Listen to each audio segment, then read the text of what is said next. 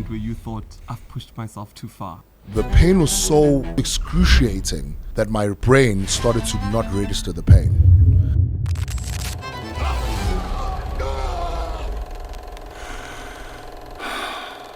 Your body will grow outside of its comfort zone. Not all of us are disciplined. We create an environment to be disciplined. We are creatures of habit. Nothing grows in comfort.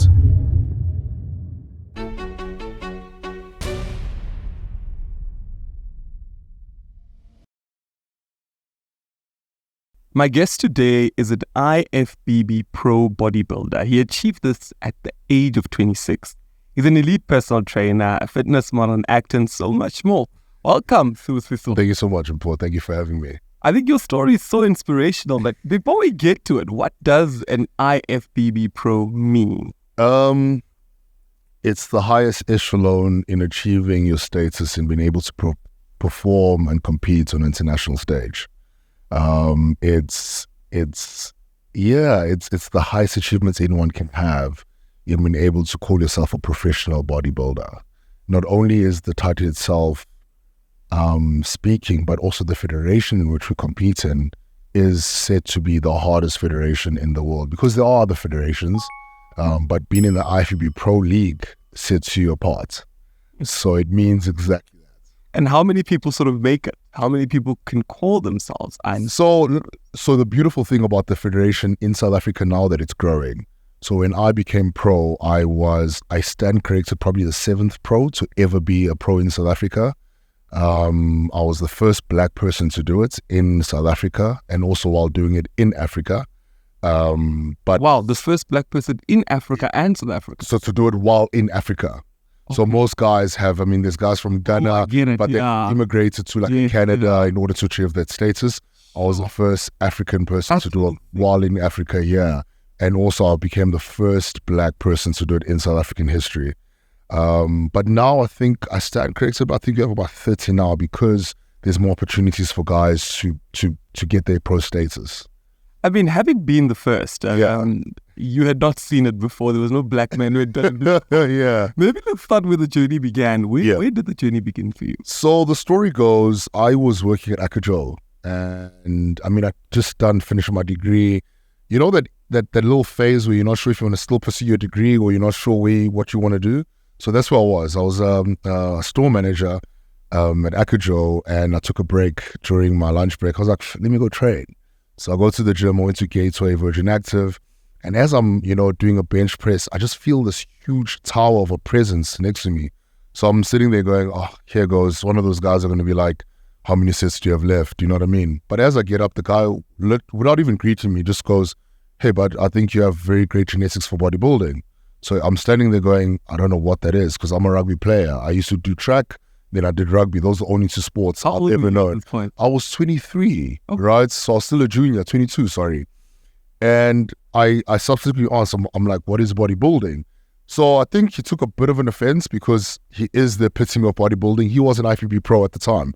He was, I think, the 3rd guy to ever do it, right? So I'm like, what's an IFBB Pro? So he goes, do you know Arnold Schwarzenegger? I'm like, yeah, man, I know the movies. He goes, Google his career prior to the movies. So I'm like, okay, cool. I go on the internet, I Google his career, and I'm like, okay, this looks interesting.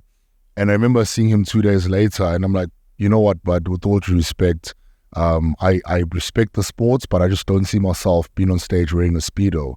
I kid you not. He literally looked at me and we went, it's not called a Speedo, it's called a posing trunk. And he walked away. So I think even that was like, how dare you call it a Speedo? So clearly you didn't do enough research, So that's how it started. Fast forward 6 months, I met a gent called Stone Dele, and literally he met me once. We did a leg day, and he's like, okay, cool. This is now, I think, December 2013. He goes, next year, April 2014, you're doing your first show. I was like, sorry, what? He goes, yeah, I'm putting you on stage. That's how the story began. Wow. you did that show? I did the show, right? The Speedo. And I'll tell you what was also very beautiful is that the guest poser of that specific show was the same guy that I met at Virgin Active, Andrew Hudson. So I remember when I won the show, because I won juniors, I won overalls, and I remember he walked up to me and he goes, you see, now everyone else agrees that you do have the great genetics for bodybuilding. because I was the third biggest junior ever to be in South Africa. I was 103 kilos as a junior, which was almost unheard of to be that big, that muscle bellies at that age. So it was a very beautiful experience getting into the industry in 2014. And from there, I mean, what happened? So you won, and what happens then? So from there I won, and then I was still working with Ubaba Stone Tele. And I remember he was your coach. He became my coach, which a lot of guys actually in the industry think is my dad, because that's how of a close relationship we had. And I was supposed to then prep for a show in June, July. He looked at me, he's like, "You're not ready." So I'm like, okay. And then we prepped for a show in August, which became the provincial, to get my provincial colors. Okay, so here I am, get on stage, and everyone is like impressed. I remember our gents called Joe Manju. He walked up to me, he's like, "Listen, my brother, this has never been done before, but we want you to contest the senior overall lineup." So I was like, okay, what does that mean? He goes, "No, I've won my lineup as a junior, so now they want me to contest it in the senior lineup." So I was like, okay, sweet. I got there, didn't get the award, which was, not the highlight. For me, the highlight was the fact that I also did another first. Is that in KZN, no junior has ever contested a senior lineup in terms of getting an overall package, right? So that was very, very, very, humbling, to say the least. And then from there, I did, I think it was around October, did essays. Now, the interesting part about that is that that's when my career actually solidified. It's because I lost. Okay. Right? Kind of interesting, eh? Yeah, because you'd been I've been winning. Everybody had been thinking. And then I went to essays, and I came fourth in the junior lineup. I came fourth. I remember getting off stage, and I was like, "No, this is not it. I've got more to prove now than any other time." And I got off stage. This is 2015 as a junior. I'm like, I just got kicked. Like, I just got humbled. I ate my humble pie, because when I walked in there, I was the guy to beat, and then I see these other juniors. I'm like, geez, okay, cool. There's other guys that are doing this thing on a different level. So I was like, okay, cool, let's go. Yeah. So yeah, that's the story, how it progressed, man. And I mean, God has been good. I secured my first sponsorship at the time, a supplement brand. And even that story was telling, because I remember when the guy contacted me, he was more intrigued as to who I am, because he was like, he's also never, in 12 years of working for the company, he's never had the CEO tell him who to go pick as an athlete, because normally that's his portfolio. He picks athletes. But apparently the CEO of this company was like, "Hey, listen, you're going to go get this guy," And the same year, 2016, I then also made cover of Muscle Evolution. And at the time, I was the youngest guy to ever do it. Second black guy to ever be on the cover of Muscle Evolution, which was the biggest magazine in bodybuilding in the country. And not only did I make cover, but I had like a 6-page spread. I'm like, okay, God, let's go. In fact, that's when I got my name, The Kid Prodigy, because the title of it was, "There's a prodigy living amongst us," and that's how it progressed, man. When did the penny drop? I mean, through all of this, you're doing it, which is training for rugby. Yeah. When did it finally drop to say, this is a real career? This is something that's big? For most people, I mean, I could say the penny drops when they see the success, and it's easy for someone to romanticize that idea, is that, when it's like being an entrepreneur. You make your first million and you go, "Oh man, I'm good at this." You know what I mean? And then the penny drops that I am good at this. For me, it was actually the struggles, ironically. Because when I got to Joburg, I mean, this is a guy that has a degree. I do have options, because I'm a CPO by profession. I kind of do have the options. But coming to Joburg, and I remember correctly, I had a full tank of petrol and 152 Rand in my bank account. And I was going to then get my coach, who was going to coach me in Johannesburg, because I didn't believe in the online coaching space. I wanted my coach to be next to me, screaming in my ear. So the guy that approached me was based in Joburg. He's like, "Come through. I want to coach you online." I was like, "No, I don't understand what that is. Let me come to Johannesburg."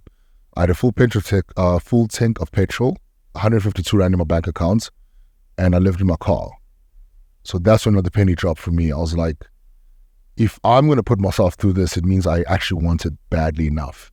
So what I used to do at work is I'd drive in, everyone in the morning, and then I go shower, train some clients, and then I drive out, and then I pay the security guard like $20 for him to lock me into the gym when he leaves, and then I park in the basement underneath the gym, And then I'd wake up in the mornings if I'm the first guy there, but I wasn't. I just slept here because I had no place to stay. That badly? That badly. And I mean, during that time, what was your thought? Did you ever think, was that the foundational stage of you thinking, I need to make it big?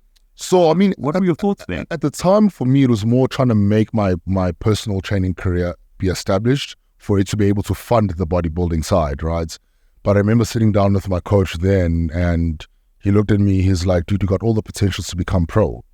So now, again, as I said, the only information I kind of had about bodybuilding was the little information I had from Durban. So now telling me that there's a bigger stage than just being an amateur, you know, getting sponsorships, whatever the case may be, now there's a bigger platform for me to then turn pro. I was like, okay, what is that?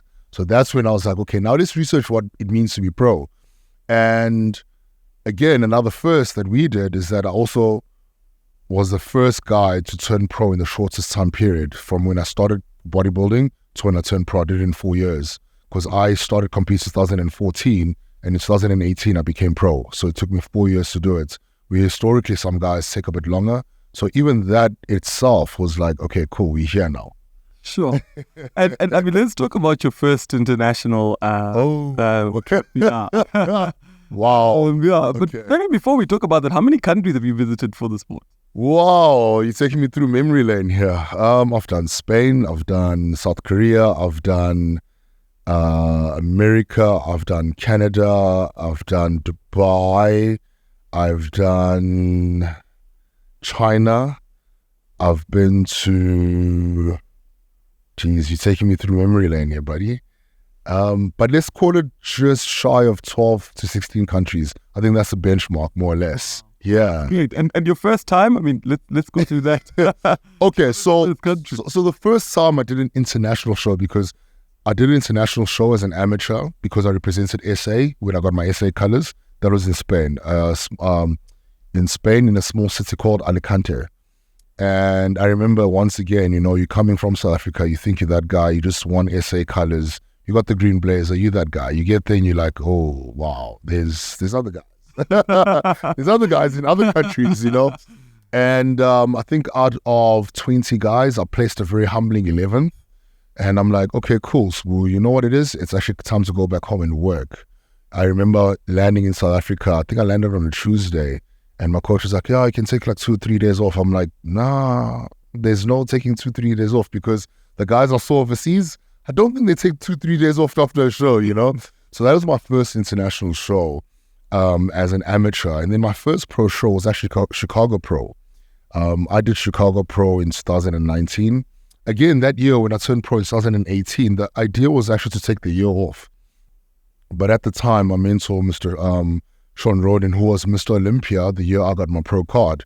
So Mr. Olympia is basically, you're the best of the best. You are, the closest way I can explain it to someone when I talk about Mr. Olympia, it's like FIFA World Cup. So we go to the FIFA World Cup where guys will win an AFCON in their regions, and then those teams come together to see who's the best of the best. So there's IFBB Pro and AFCON? So yeah. Okay. And then when you're IFBB Pro, you have to win a pro show. And that's all the guys that win pro shows. It's about 20 a year. They then go compete against each other. Then that guy gets crowned Mr. Olympia. So I was mentored by Mr. Olympia 2018, Sean Roden. So when I told him... He's an African? No, he's from Jamaica. He passed away, USA. He was based in the United States. And I remember saying to him, listen, I actually think I should take a year off to gain some size and come back. He goes, no, you're going to do a pro show as quickly as humanly possible. Because there's a marketing side to this thing. There's a relevancy side to bodybuilding. You gotta stay relevant. People need to see you, be front of mind. So I was like, okay, that's a bit too much to ask, but let's go. So I then did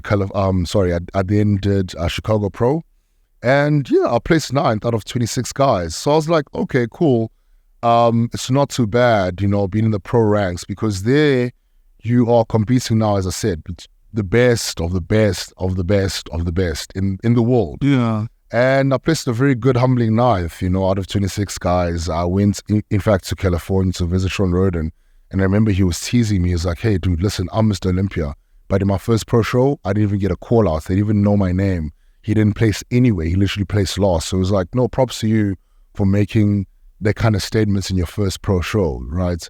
So that's when also I started getting international coverage in terms of who's that guy? Like, who's that guy from South Africa? Because obviously being all the way down here versus the guys in Europe and they kind of get more coverage and they kind of get more, opportunities like this to sit down in a podcast with guys that do own media houses that, cover bodybuilding. So now when you're all the way there, they kind of don't see you. But then when they see the talents, they're like, hey, man, who are you? Come through. I even remember I got an interview with Muscular Development, which is the biggest bodybuilding magazine in the world. When I did that interview, I was like, okay, cool. So we here now. Now we playing with the big boys, you know what I mean? Figuratively and literally. Yeah.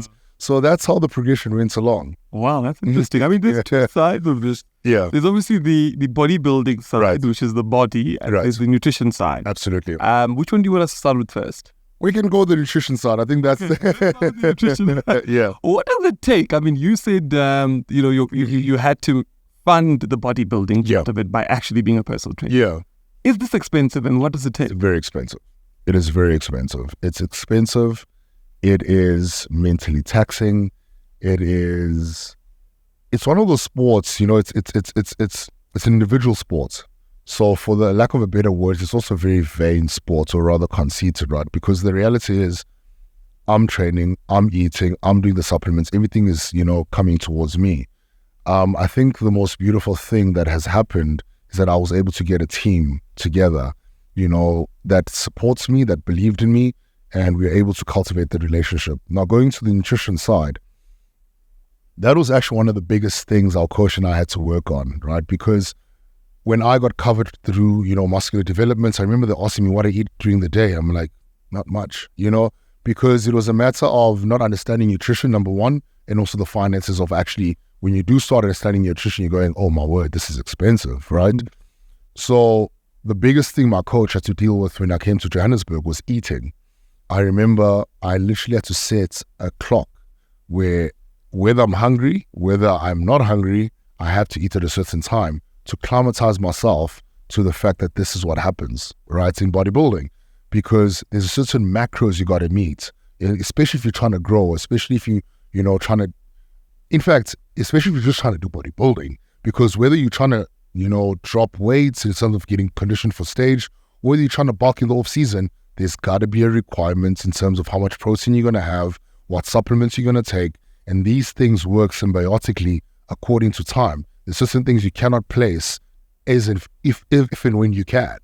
Everything happens according to, for lack of a better word, monotonous. Where what I had today, when someone goes, what are you eating today? I'm like, the same thing I had yesterday. What are you doing tomorrow? The same thing I'm having today. Because that's the culture and the beautifulness of bodybuilding. We are creatures of habit.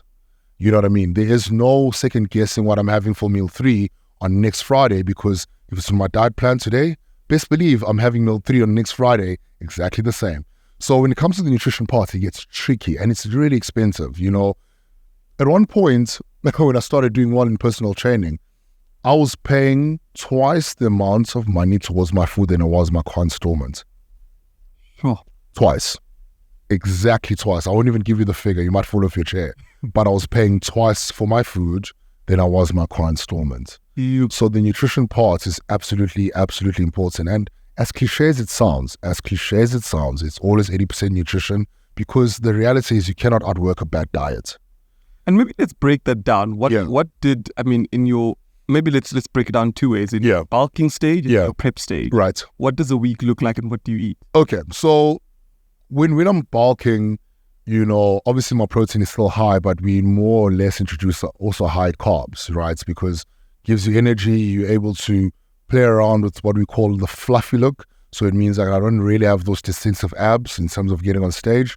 So there, we kind of obviously do have our protein baseline, but we kind of also kind of get the carbs a bit higher than normal. So when I start prepping for stage, we kind of drop our carbs slightly down, and then our protein kind of increases, you know what I mean? Because the reality is, or rather the science says, that there's a big relationship between the water that you hold versus the carbs. So if you drop carbs, that's why a lot of people go, I've stopped eating carbs and I've lost weight. I'm like, congratulations, you lost water weight. You know what I mean? Because people also kind of don't understand the science between the two.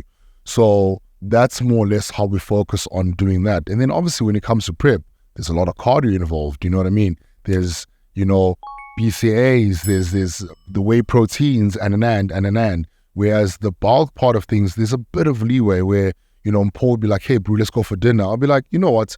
I can get to the restaurant and I can pick a meal that's around my macros as to what I need to eat. When I'm on prep, there's no doing that. There's no way Mpho is inviting me for a dinner because my brain goes, I don't think I'm going to get pilchards where I'm going. So where am I going? Why am I going there? Because that it becomes more strict, it becomes more precise. As I said, there's no second guessing what and when you're going to put where. So that becomes, I think, maybe the most alarming things in terms of distinguishing between the two diets. You know what I mean? And how did you get the discipline part of it right? Because a lot of people say they don't mind going to the gym, but they say when it comes to diet, they fall off. How did you get that right? Look, I want to answer your question the same way I've been answering for a while. Don't ever get it confused. Not all of us are disciplined. You create an environment to be disciplined. And I'll tell you how I do that, right? So I've got a sweet tooth, right? I've got a sweet tooth, but mostly for pastry. So if there were scones right here, right now, we wouldn't be having this interview. I'd be diving into the scones. That's me. Okay, so, and I say this with a caveat because a lot of guys might come at me and be like, yeah, but people can be disciplined. But I challenge you to say, and I challenge my clients as well to say this, creating environments for yourself to succeed. And part of that is creating environments for you to be disciplined. So when I start prep, I look at my diet plan that my coach gives me, and whatever is not on my diet plan, whether it's healthy or not, it doesn't exist in my house. So I'll give you a good example. So say in the off season, I was having oats. And then when I start my diet, I realize that oats is not on my diet. I pack that very comfortably and I give it away. Someone in the road, my security guards, my helper. But anything that you're going to find in my house, it's anything that's on my diet plan. So what I've done is I've created an environment for myself to succeed and be disciplined. And then obviously I then go delete the Mr. Uber Eats, whatever the case may be, then I don't do that. And another thing, people laugh at me. I then will train myself so hard that I don't even have the energy to sit at home and be like, maybe I've got some energy to get in the car and go buy something. Because I'm so tired and fatigued, my brain rather would go, I would rather eat another meal in my meal plan if I'm really that hungry. Do you get what I mean? So that's the idea. You try to create an environment for yourself to succeed. Because again, maybe I might be relating this too much to my Christianity. When we pray and lead us not into temptation, the Bible didn't say there's no temptation. We pray not to be led into temptation. So Paul cannot sit there and go, okay, I'm going to diet, but then Paul's partner puts a cake in the fridge. You know what I mean? Yeah. Let's get real. You try, the idea is to try creating environments where there is no cake in the fridge. There is no temptation for you to be led to. That for me is the epitome of discipline.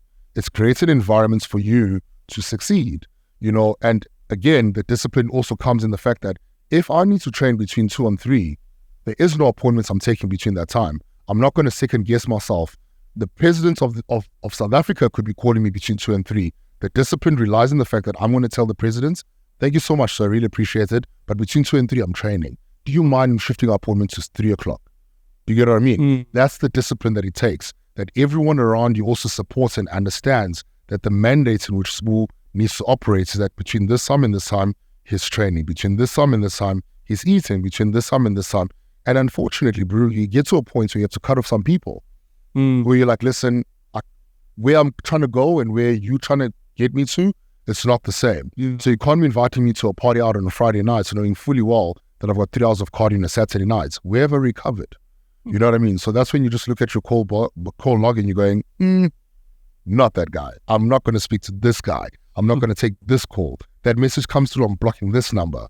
That's creating, it's harsh. Yeah. But that's creating environments for yourself to succeed and be disciplined. And how do you deal with the muscle of fatigue? Because people would often say, well, I can do it from Monday to Friday, but when I go cheat, I cheat big, those excuses. How do you believe in cheat days? Yeah, no, 100%. No, for sure. I mean, for us, we actually call it refeed days because there's extensive research and study that says that those things are important. We call it like a mental reset button.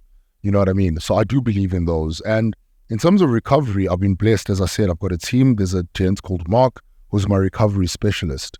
So what I've also realized that South Africa, I want to say lacks, which is actually one of my biggest passions, is a recovery part. When I go abroad, I see these guys with these equipments that, they have for recovery. And I'm like, geez, I wish I could bring this back home, because if I can aid in Paul's recovery turnaround time to be quick, he'll perform better. Do you know what I mean? Yeah. Because the biggest challenge is that Paul will walk into the gym with the muscle DOMs of yesterday. But if I can get him to do an ice bath, which is something I utilize, a sauna session, Caro, seeing a bio, those things circumvents, you having to feel extremely in pain for your next session, right? So I've got a gent that does my recovery, plans it out to the T. I'm when we're starting Caro therapy soon, which is basically like, call it a fridge that you walk into, and it works better than an ice bath, right? But I still utilize my ice baths. So in fact, my wife was laughing at me yesterday. I'm like, oh man, I forgot to clean the pool because now it's a bit cold. So I literally jump into the ice bath at 4:30 in the morning just to get my system to start kicking in. What does that do? I mean, I've always wondered why, and whenever I see it, I'm like, yo, as black people, we had to suffer so many cold baths. Why am I now, What does it do? What's the science behind it? So it's good for inflammation, right? It reduces inflammation drastically. It's good for releasing certain hormones. So it's also good for mental health. And also it does something called brown fats. So it sounds weird when people talk about brown fats, because people think it's actually an envisioned brown fats, but it actually helps with weight loss, right? So these are just the smaller things that the ice bath helps in. But for the most part, particularly for myself, it's to aid my recovery, where I kid you not, you could train legs and you feel like you're at the point of vomiting and they're sore. If you get into an ice bath, like straight after that training session, it almost feels like it switches off like that, your DOMs, almost immediately, So it's that kind of science that has been established and designed, that it's helped quite a lot in terms of how we utilize ice baths. So we've covered nutrition, right? The main point coming out of this, the discipline part. It's a discipline, man. Let's go to the gym, right? The actual training. The actual training. How do we go about that? So when it comes to that, you see a lot of training styles, right? And again, I don't take away from a lot of the fitness sensations that have, established themselves on social media.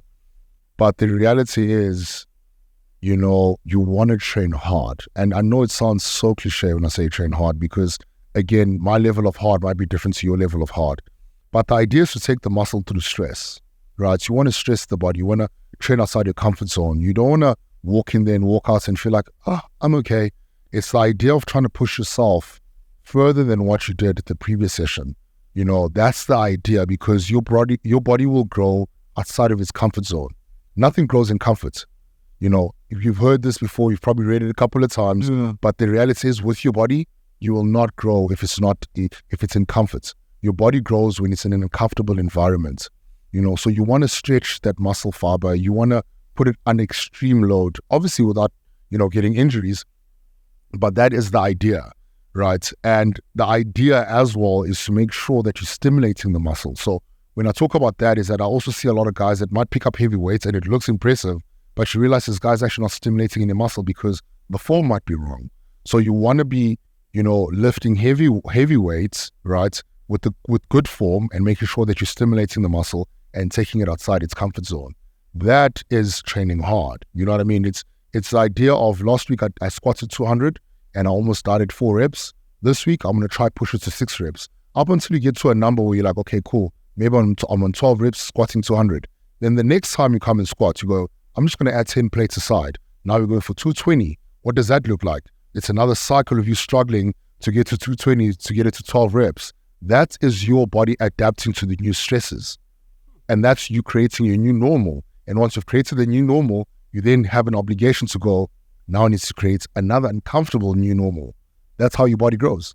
Sure. I mean, the way that you describe it sounds beautiful while hearing it, but when you're in the gym, it's excruciating. Yeah, and I think one of the things that I appreciate, I mean, I've been trained by you, and one of the things I loved was your attention to detail. The fact that you had to say, look, write your personal best, take the pictures, hold yourself accountable. 100%. And I mean, when you do that with your own body, and you sort of hold yourself accountable to say, look, this week I squatted this much and I need to add. Yeah. When do you cheat? Is it something that you hold yourself accountable to say, look, the last time I did this much, I do need to add? When does it stop? Okay, look, the beautiful thing, as I said, you do have a team that works with you. So I also have a coach, a strength and conditioning coach, who kind of tapers my training every now and again. So when you call about tapering or deload, we talk about having segments. I mean, you remember we did it with you. I'm like, hey, Mpho, listen, for 3 months, this is what we're doing. But for like 4 weeks, I want us to have a good, nice training session. You know what I mean? So there are times and periods where we're going to be deloading and going up and down. However, with that being said, the idea, Mpho, is that you do always want to take your training almost to the extremity. Because as I said, otherwise you're not growing. Otherwise, you're just almost wasting time at the gym. Now, what is also important though is that what is your goal?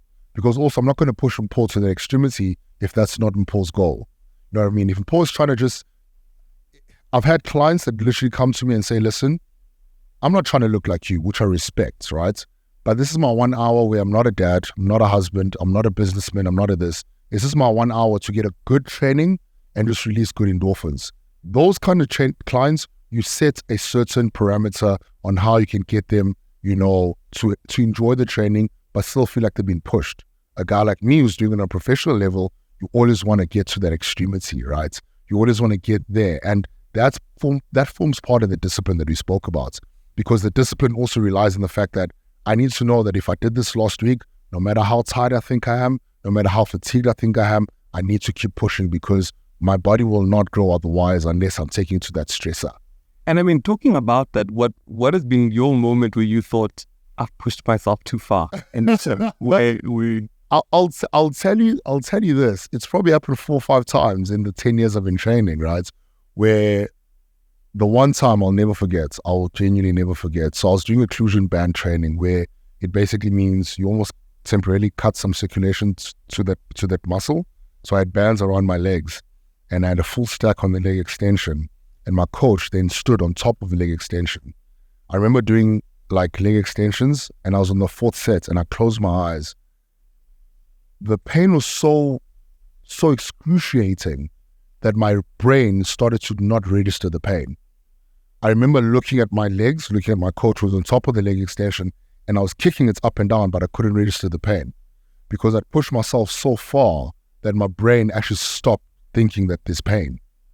It was the most bizarre, most beautiful thing I've ever experienced, I promise you.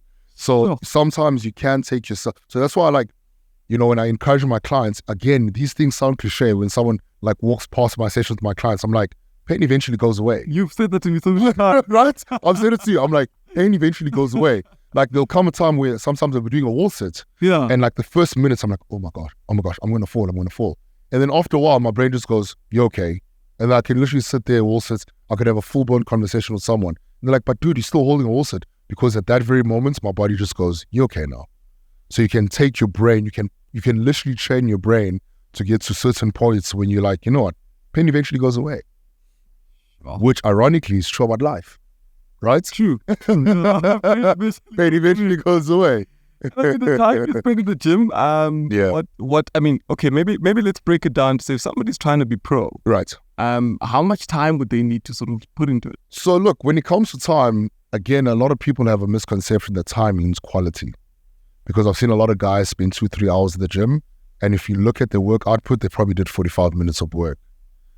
People must never fall for the trap of assuming that, time means quality. So for me, it's about working smart, and pushing your body, but not just lazing around, So again, it also depends on your programming. For example, my strength and conditioning sessions with my coach, they're about 45 minutes to an hour max, right? But the work output that I do in that time period is a lot, you know what I mean? Because he also scales how long my rest period be. Well, he'll literally tell me, listen, you got 3 sets of this, your time period of rest is 2 minutes. And sometimes they're sitting there gassing I'm trying to catch my breath, and you literally hear him shouting, smooth, 2 minutes is up. I'm like, oh man, I'm not even ready yet, but you go back and work, right? So because that's understanding that the program itself also has a relationship with how long I need to rest, okay? But in terms of trying to get to pro, man, you got to be at the gym at least 5 times a week at a bare minimum. In fact, that's your bare minimum. Off season, I'm at the gym 6 days a week. I give myself only Sunday to rest, and you just got to be grinding. I mean, sometimes it gets to a point where I train twice a day because there's just not enough hours to segregate the muscle groups. So I'm like, oh man, I'm actually lacking shoulders. So instead of, this week, I'm going to do shoulders, but on a compound position. This week, I'm going to do shoulders on a detailed position. But then you realize I don't have enough time. So you even split your shoulder workouts. We're like, okay, cool. Tuesday, I'm doing shoulders, but like this. But then Thursday, I'm doing shoulders, but like that. So it becomes a bit of a conundrum. You know what I mean? And I mean, for the guys that maybe he's not trying to be pro, but he's trying to get to the next level of training. Right. And he goes to the gym, he trains, does everything. Right. What are some of the techniques that you got introduced to that really exploded your training? The best thing I'll always say, old school guys, in fact, I was actually talking to my training partner, Muzi, who's also a 212 IFBB Pro. And we're like, there's something beautiful about sticking to basics and sticking to stuff that works. A lot of us, as I said, fall for the trap of trying to reinvent the wheel. There's no need. If you look at the guys that competed, before us, we used to call those guys the golden era of bodybuilding. And you look at how insane they looked. They kept things basic, And my go-to way to answering the question is what we now call the bro split. So the bro split basically means, one, I want to call it double park muscles. So for example, you get pros that will do chest and shoulders on the same day because that kind of makes sense. Or they'll do back and biceps because while you're doing your back, your biceps started getting stimulated. So you might as well throw in 3 or 4 exercises for bicep, and bicep is done for the week. But if you're starting out, you're trying to get to the next level, bro splits.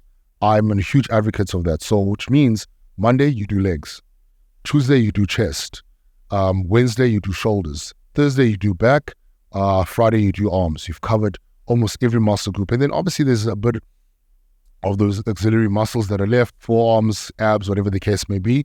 But if you can stick to that kind of regime and program, sorted, you know what I mean? Because you've given enough time for every single big muscle group that you have, instead of, trying to do a full upper body workout or full lower body workout. That I feel comes with time, and it comes with understanding exactly what you're doing. But as someone who's just starting out or just want to take it to the next level, I'm a huge advocate of the bro split. So much that when I sit down with my clients, I tell them this. I'm like, listen, at a bare minimum, I want you to do 4 sessions with me. And not because I'm trying to get money out of you, no. It's because I'm trying to understand how our journey is going to go about. I'm like, at a bare minimum, I need you to take 4 sessions because I want you to train more days than you are resting. At a maximum 5. And then someone goes, what do you mean 5? I'm like, yes, at a maximum 5 sessions a week because I need us to do a Monday to Friday split. That way you're resting Saturday and Sunday, and maybe Saturday I'll throw in like a cardio, hour of cardio, but Sunday you're definitely resting.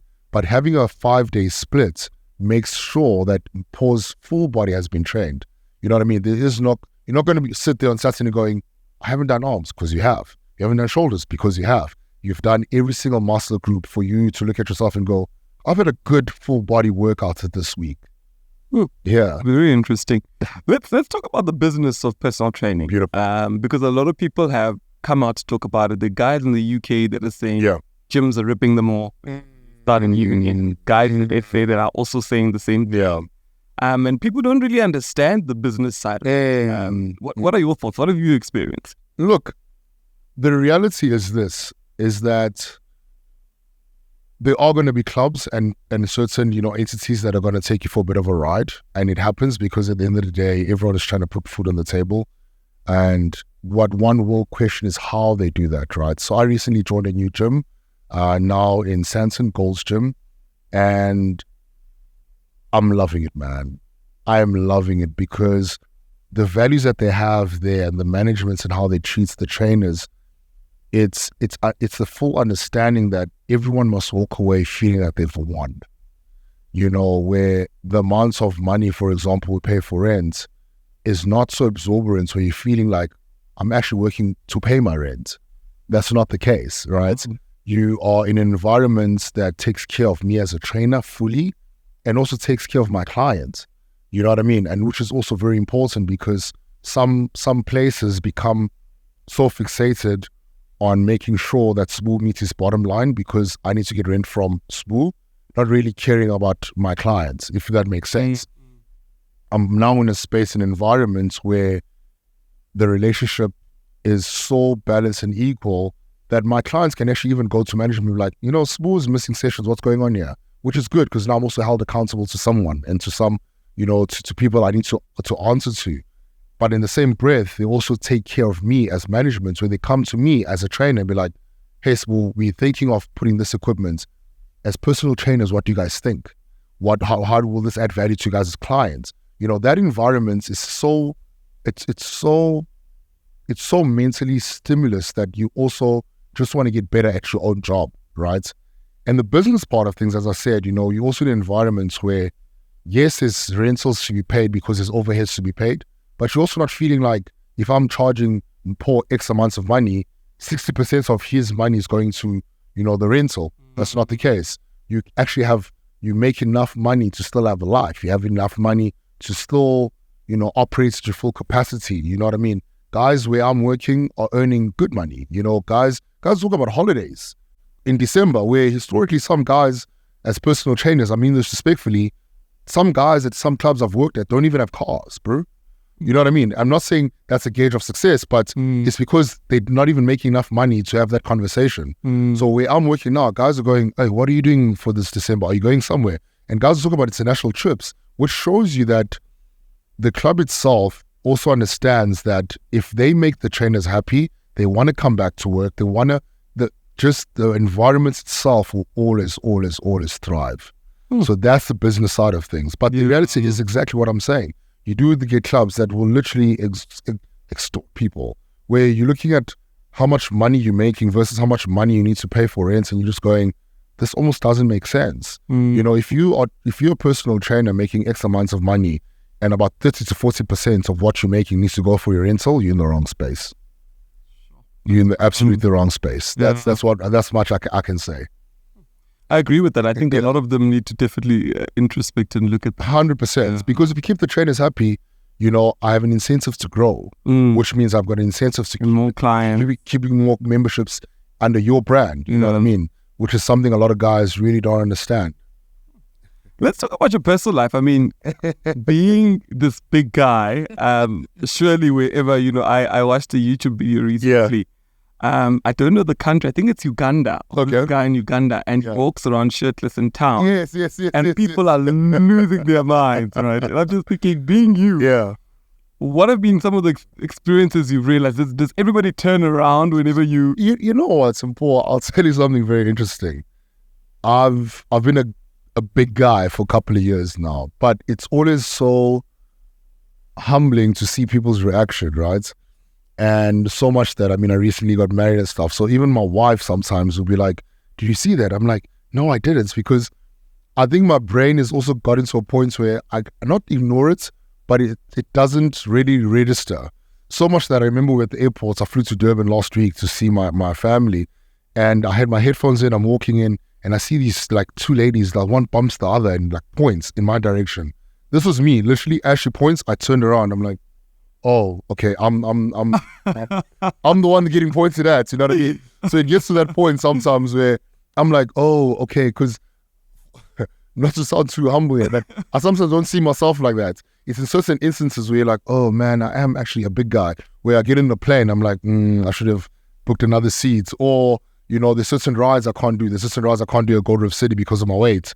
I can't do bounce, because of my weight. You know what I mean? So there's certain instances where I get that bit of a reminder where I'm like, okay, you're not a small guy. Or someone will be like, can I take a picture with you? And they take a picture with me and they post it online. Then I'm like, oh, dude, like you actually take up a lot of space in pictures. You know what I mean? Because in my mind, it's just I don't think I walk around with that thing of I'm a big guy, so I gotta, I fill up space. It's not a thing for me. So it's always interesting to see, especially kids. That's the most innocent one. It's the most beautiful one. Because as I be eating, I see a kid just looking at me going, I'm like, oh, me, yes. And then, you throw a flex back, you know what I mean? So that's the most beautiful part. Oh, wow.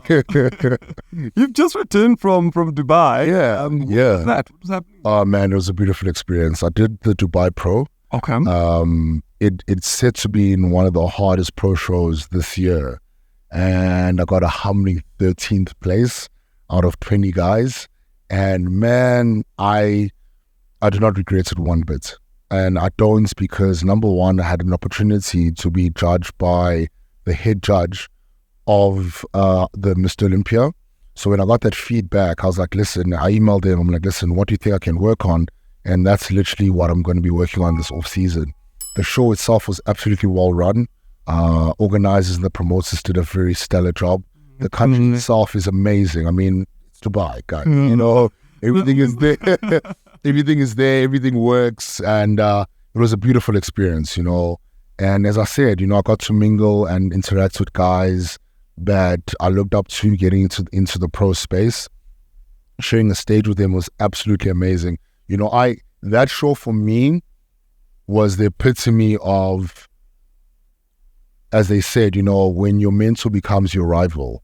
That was literally the epitome, because when I got into the industry, I remember 2016, when I was sponsored by this company that was also sponsoring William Barnack. I met him and I wasn't a pro then, right? Because I only turned pro 2018. I remember looking at William Barnack, I'm like, man, this guy looks amazing. I'd love to compete against him someday. Dubai, give me that platform. Wow. How crazy? And what position did he come? Oh, he came second. He did very well. No, he came absolutely, he looked amazing. Man. Oh, wow. He's still holding it down. He's still holding it down. Yeah. He looked amazing. That's huge. Yeah. I mean, you've trained some of the country's biggest celebrities. I mean, it's been an honor, yeah. It's been an honor. Mdisi, Yes. Busita Mugwayo, 100%, yeah. and Casper, and yeah. and I think a lot of people want to know about that.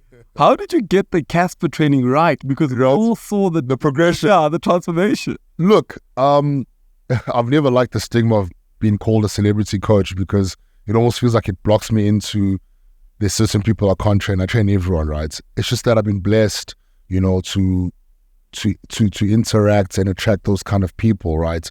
Whether they resonate with my mentality or, you know, my work ethic, that's maybe another conversation for another day. But it's been a beautiful journey, you know, and also just being in that space with like-minded people like yourself, you know, because the reality is this, before I answer that question, is that my job description is personal training, okay? So whether you like it or not, there's going to be the personal elements out of it. You know what I mean? If you look at this job description, it's personal and it's also training. Mm-hmm. So what happens is, with a lot of times, I see a lot of trainers, they get so stuck into the training that they forget the personal. And sometimes they lose their clients like that. Or it's vice versa. They become too casual and personal with their clients that they lose the training. So you got to have a very well-balanced relationship where Paul can send me a message and on a Saturday morning go, hey, Sibu, do you want to grab lunch? Which is the personal side of things.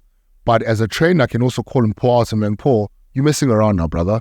4 months ago, you were 14% body fat. Now you're 24. What's going on? That's the relationship, you know. And I feel like with the guys I've worked with, we've always been able to strike that balance, you know. And we've always had that respect for each other.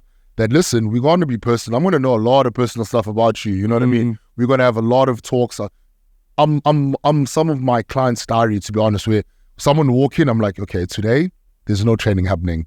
We are just having a full-on psychology session, because as they greet you, so you'll not believe what happened at work. And then, you know, okay, today we talk about work, and you gotta respect that space, right? So when it came to, you know, having these big names, training with them, it was also kind of easy for me to kind of gauge where they are and where they want to be, and also, for lack of a better word, motivate them, right? I remember, you know, Vusi became a big brother to me. And I remember when we trained, you know, he had a good 3 or 4 months, and then he started slacking. And I'm like, you know what? I'm not going to be someone who's going to sit down, someone like that, and be like, hey, you messing around. I'm like, no, the quickest way to do it, make it relatable to what he does. I'm like, you remember? So I set him down. I'm like, you remember last week you told me you can't make the session because there's a deal you need to close? He goes, yeah. I'm like, so if you don't treat your training exactly the same way, this is not going to work. So rather you quit now. So for him, I think that was the daunting part. So where I'm like, okay, because that's the reality with high frequency, you know, thinkers. That's sometimes how you need to reduce their training. Where you're like, okay, now I need you to actually take your training like a business decision. Do you get what I mean? Because as I said, you gotta get people that come in and they just want the feel good out of it. But if Mpho's gonna come in and tell me, hey, listen, I'm taking my partner out in December to Mozambique, whatever the case may be. Now you've set a goal. The same way you set a target for your own business, right? You got KPIs that you got to meet. Treat it exactly the same. Reverse engineer the process, and then we're going to sit down and be like, okay, in 4 weeks, this is what you need to meet. In 4 weeks, the 4 weeks after that, this is what you need to meet. That's the closest and the most personal conversation I can have with people of the success rates. So what happened to Casper, it was kind of obvious. He was prepping for a match. So I was like, listen, as a celebrity of your stature, it's all about image. Guess what, my brother? You can't do boxing wearing a vest. It's not going to happen. So do you want those pictures to last for a very long time where people are going to look at you and go, he was fat on that? Because please understand, whether you win or lose that match, people remember how you look like because that's the reality of the space that he operates in. You get what I mean? It's all about the image. It's all about upholding that. So as soon as I made him understand that on his brand and I communicated his brand to himself, it was easy for me. When I say easy, bud, I'll be like, Casper, tomorrow you're eating this, this, and that, and that. And Lord behold, he'll send me pictures. Okay, I've done this, I've done that, I've done that. Because now you've spoken motivation, which is a word I really don't like, motivation, and you've spoken that on his level and his understanding. Because I cannot communicate bodybuilding motivation to an artist. I can't communicate bodybuilding motivation to a businessman. The only way I can communicate that is to make it relatable to what you do. That's how you deal. That's how you deal with it. I mean, you just said that you don't like the word motivation. I also don't like it. Why don't you like it? Because motivation is very fickle. It's temporary. Motivation is us sitting here and I'm like, Mpho, when we get out of here, we're going to run 10 kilometers. As soon as we get out the doors, you look at each other going, are we really going to do 10 kilometers? So I rely a lot on inspiration. For me, it's always inspiration over motivation. Because I really do believe motivation is so temporary. It's a temporary feeling that you have when you and I are sitting down, exchanging ideas, when you're feeding off each other's energy, and we're going, we're going to do this. Inspiration says that even after that feeling of wanting to do it has exited the room, are you still going to do it? Because now you're inspired to do it. You're inspired to wanting to achieve the goal that you've set at hand. So I'm really not a motivation guy, because everyone asks me this, what motivates you? I'm like, nothing. Nothing. So you don't listen to those 2 hour motivation when you're training. Because the thing is, the reality is important. The reality, as you spoke about it, what I do is not easy. So nothing's going to motivate me. No one wants to sit in an ice bath that's -2 degrees. So no video is going to prep me to be like, smooth, calm yourself down. Now you're going to sit down and you sit in an ice bath that's -2 degrees. No one is motivated to do that. You know what I mean? I'm inspired by the fact that I want to get to the Olympia stage. So I am going to do that because it sucks, but I want to do it. That's profound. That's very profound. I mean, talking about some of the other things that you do. You've dabbled in acting. Now in agency. What are some of the other things you do? No, man, I've been very blessed and privileged. I remember my first kind of movie that I did. It was actually done by a comrade who lived in my hood. So I come from a small township called Lemontville.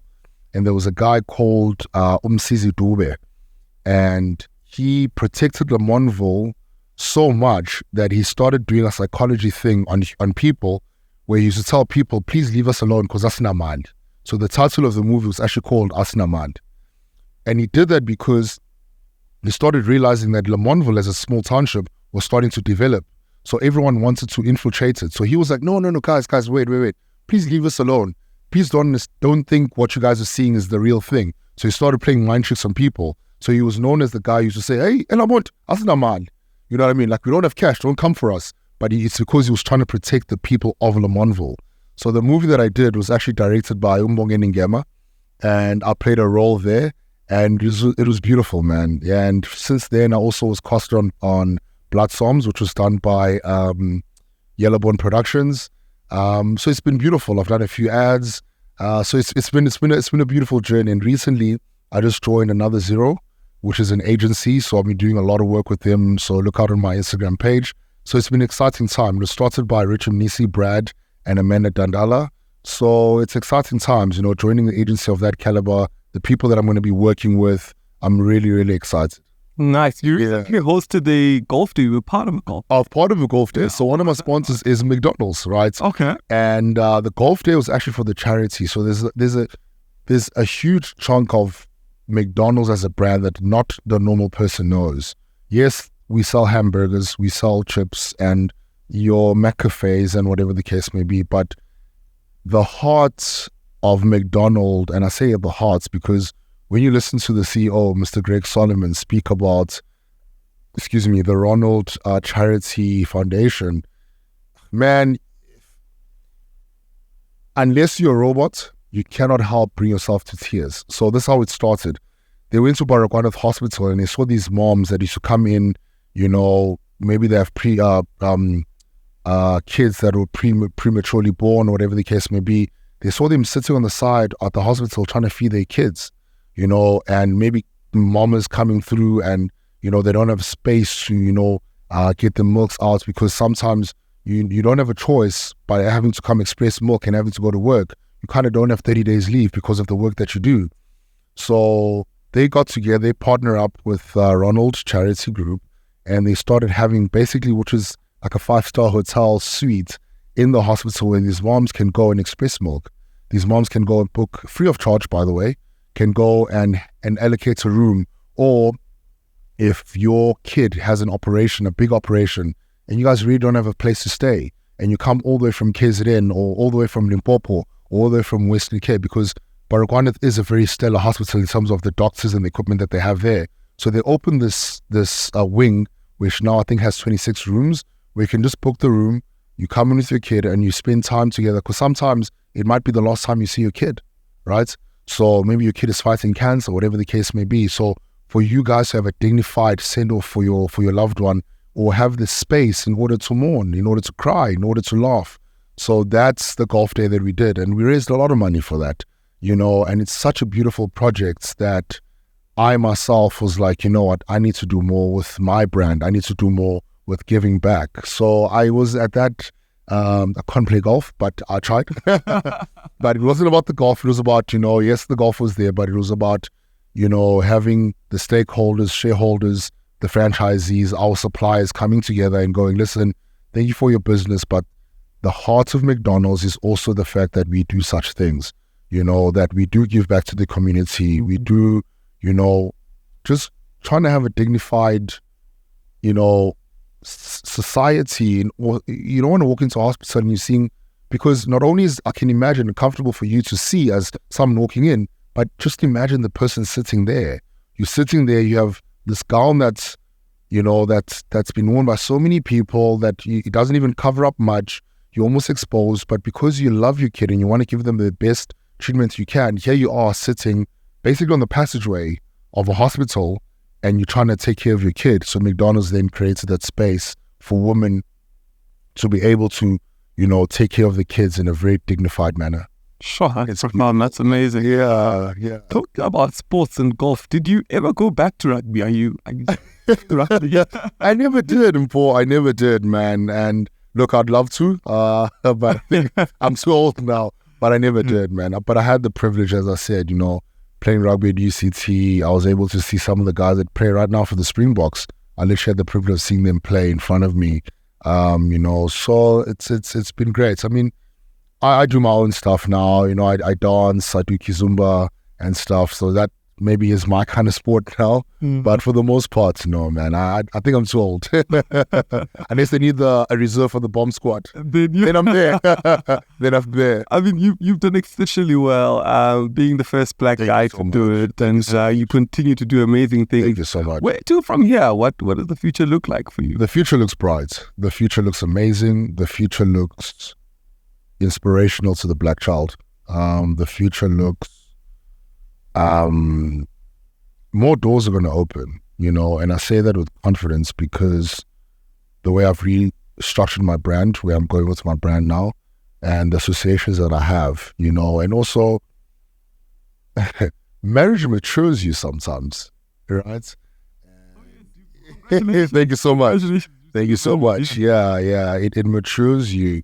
And having a solid partner, sometimes, it stretches your mentality, because I remember when we started dating, I've never been asked this by a partner before, but I remember when we started dating, she sat me down and she's like, what's your legacy? I was like, huh? She's like, no, what's your legacy? Like, what? I see what you're doing right now. Congratulations, you've done well, but what is your legacy, right? And it's those kind of questions that become pertinent for you to be able to answer. And one of the things that for me has been very pertinent, I'm going to leave you with this nugget, is that as much as I was the first black guy to do it, I don't want to be the only. So part of my legacy is ensuring that more people, I'm one person that wanted to open the door, but not close it behind me. I want to leave it open, and I'm hoping that once the door is open, we can leave it open and in fact even create more doors. So for me, you know, I've been asked before, how do you gauge your success? I'm like, I'll gauge my success at the end of my run when 15 other pros can go, I turned pro because I was running the cocktails of Sibu, you know, because Sibu got me to contact with this company and they sponsored me, and I got, because that's the reality. The reality is, I mean, we mentioned it's expensive. So one of the things that discourages a lot of guys, because South Africa has a lot of talent, and Mpho, beautiful, beautiful talents, it's resources. So how can we utilize and get more people into the space to sponsor people, to encourage them, to get them to just go further, because the talent is there. So for me, that's my go-to from here. You know, on a brand perspective, individually, I'm going to the Olympia stage. I'm definitely 2025, I'm going to be on the Mr. Olympia stage. And yeah, that's my personal ambition. And I've never been apologetic about it. It's going to happen. Not because of anything else, but because I know that I can put in the work and get it done. And how does South Africa back you for that? What do we have to do? I mean, the people watching to make sure that happens. It's resources, as I said, you know, because the reality is every time I leave the country, you're talking anything between 120 to 170,000 Rand, you know, accommodation, food, that side. I mean, I'm dealing with a different currency. So that's how South Africa can get behind it, you know. And for the most part, also just sharing the story, you know, sharing, you know, the link, watching, you know, getting it up there, because I also feel like the more people watch, the more the sport can also just get up there and become more commercial than it is right now being niche, you know. So sponsorships definitely, you know, and yeah, just getting behind the sports. I think for the most part, quick story before we end off here. I remember I was doing a show in Brazil, and I think there was a 6-7 hour delay. As I flew back to South Africa, I remember just hearing this lady go, "How are you?" So I turned around, and, "You're the bodybuilder, right? Come here, give me a hug." So I walk up to this old lady, and it still makes me emotional, man. And she goes, "You know, I know nothing about bodybuilding, but when I heard that a South African guy is on stage, I stayed up." Man, this lady looked at least 75, man. So this old lady knew nothing about bodybuilding, literally just told me she stayed up at 2 a.m. in the morning just to watch a fellow South African do something. So for me, I feel like that is also very important, you know. And just funny enough, when I flew back, the Olympics had already started. And as I flew back from Dubai, Tatiana won a medal. I was so excited, because for me, it was like South Africans are doing South African things, man. You know, it's never just about one sporting cause that I feel they should make it.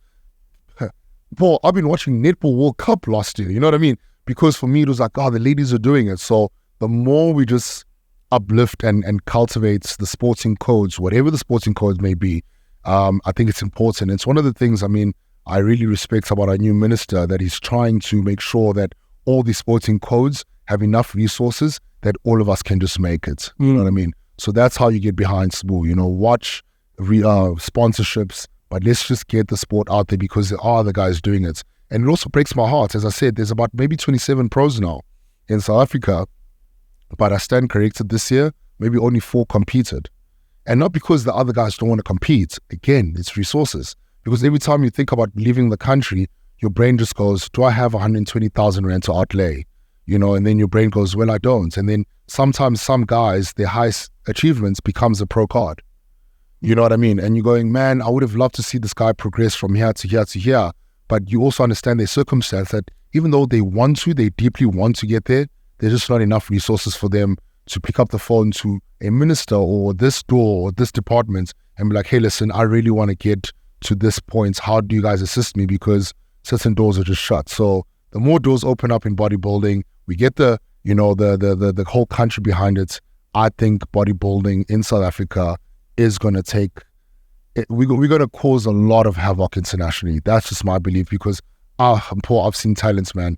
And when I say I've seen talents, I don't mean it to sound cliche. I've competed at Mthatha, where competition is happening in a community town hall. There's no music. People are even doing announcements there's no microphones. And you see someone, you're going, if you give this guy 5 years, he could absolutely destroy on an international level. But unfortunately, the highest sometimes achievements they will have is the show that I last saw him in. And you just realize it's not because they don't have the work ethic. They do, Because for them to look like that in that environment says a lot about where they are. Yeah. But now it's resources. How do you give back? How do you get them to how do you make them do more with nothing? It's hard.